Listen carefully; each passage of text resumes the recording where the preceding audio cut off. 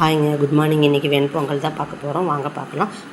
துவரம்பருப்பு வேக போட்டிருக்கேன். சாம்பாருக்கு பூண்டு தக்காளி போட்டு வேக வச்சுட்டேங்க. சைடில் பசங்களுக்கு சுடு தண்ணி வச்சுருக்கேன். அதுக்கடுத்து பார்த்துக்கிட்டிங்கன்னா அரிசி ஊற வச்சுக்கிறேங்க. அரிசி பச்சரிசி, பொங்கலுக்கு பச்சரிசி ஊற வச்சுருக்கேன். 1/4 கிலோ உலக்கால் 1.5 உலக்கு பச்சரிசியை ஊற வச்சாச்சுங்க.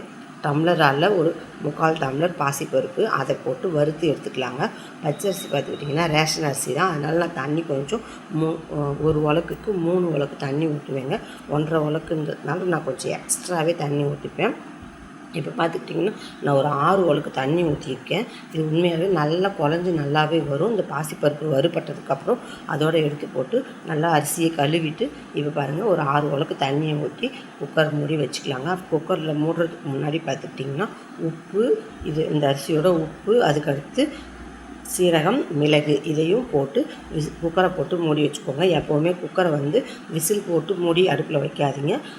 ப்ரெஷர் வெளில வந்ததுக்கு அப்புறமா வைங்க. ஏன்னா லாஸ்ட் வீக் கூட எங்கள் மாமியார் அந்த மாதிரி பண்ணி எங்கள் வீட்டில் கொஞ்சம் இதாகிடுச்சிங்க. அதனால் எப்போவுமே சேஃபாக இருங்க. நான் எப்போவும் அப்படி தான் இருப்பேன். நான் இல்லாத டைமில் அவங்க அந்த மாதிரி பண்ணிட்டாங்க.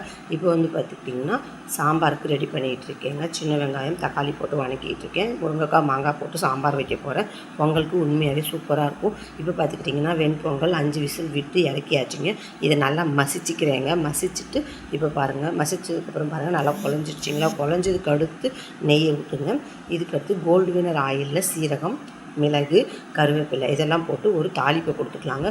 என் பையனுக்கு ரொம்பவே பிடிக்கும். நல்லாவே ஹோட்டல் ஸ்டைலுன்னு சொல்லுவான். நான் முந்திரி பருப்புலாம் போடலை, என்கிட்ட இருந்ததை வச்சு நான் செஞ்சுருக்கேன். இதே மாதிரி நீங்களும் சமைச்சு சாப்பிட்டு பார்த்துட்டு, நான் செஞ்ச மாதிரியே செஞ்சு சாப்பிட்டு பார்த்துட்டு கூட கமெண்ட்டை சொல்லுங்கள்.